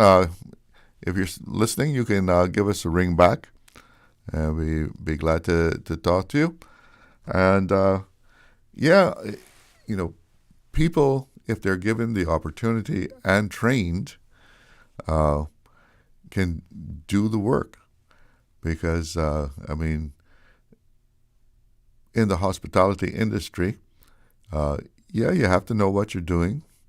There's a right way and a wrong way to do it, but people can learn to do that. And as I mentioned to one of the callers, we see ads, especially when the ads used to have to be in the newspaper. Take out this big old ad, and it's a job that, you don't need that much training to do, but they're asking you for 10 years, and you have to shake your head and say, really? You need someone with 10 years experience to do this, and you know that there's no way that is absolutely a requirement. You can learn to do this in maybe 3 weeks. I think we got our caller back. Good afternoon. You're on the air. Good afternoon, Charlo. I just wanted to make a quick comment on the topic of training, especially in the hospitality industry. The other important component is to training that you actually have to have somebody that knows the subject matter so they can train somebody new. You have to have the trainer. The trainer actually has to know what they're doing. Right. And that is actually where the government can apply those requirements that you often see in the AdWords. So when they want people with 10 years of experience, and say, okay, that person got to be capable of training ab initio.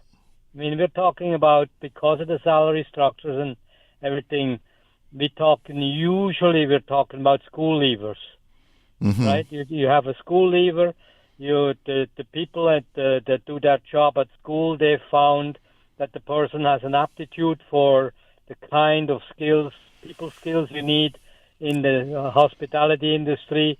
They direct them in that direction and say, maybe you want to explore a career in tourism and hospitality, etc.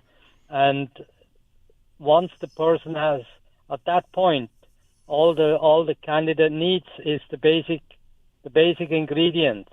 He doesn't have to have any subject matter knowledge, because that's exactly why he's going into the apprenticeship. Right. He's not.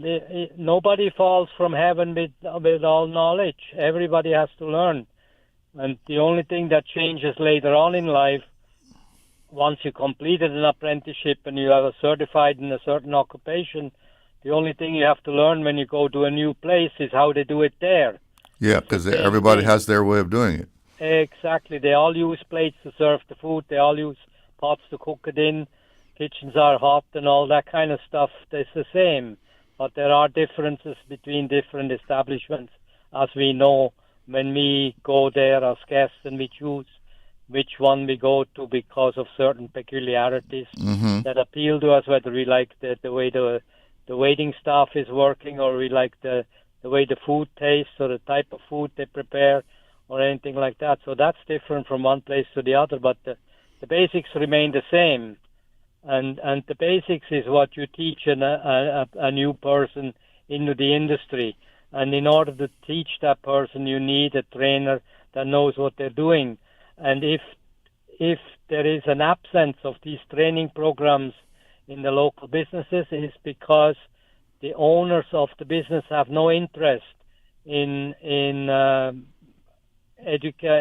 bringing local people into the labor force. That is, to me, that is a clear sign of that they have no particular incentive or anything to bring local people into their establishment and train them. Training is not easy, okay? People will tell you, you train somebody and then they leave you for somebody across the street that pays them $1 more an hour. Yes, that is true. And actually trainees are encouraged to do that, to broaden their skill base and broaden their knowledge. But if everybody trains, then who I trained comes to you, and who you train comes to me. So we have. That's just how the way it goes. Labor. Well, thank you so much for the call. I'm actually out of time and I'm over time, but thank you for that. You made some great points. Have a good afternoon. Same to you. Take care. Yeah. Well, that's it for Talk Today. Thank you so much for tuning in. Hope I gave you some good information this afternoon. I'm Charles Glidden. Have a great afternoon. Talk Today is brought to you by Subway, open 24 hours in Countryside, Anderson Square in Georgetown, and Centennial Towers in West Bay. And by the Ministry of District Administration. Explore your history, explore your land, explore your sister islands. And Cayman Airways. Call them on 949-2311 to book your nonstop flights to Los Angeles and Panama. And Doctors Hospital. Peace of mind is important when life happens. Doctors Hospital, always there for you. Call 949-6066. Talk Today is also brought to you by Mike's Builders. Call 923-0706. Mike Builders. They make it happen.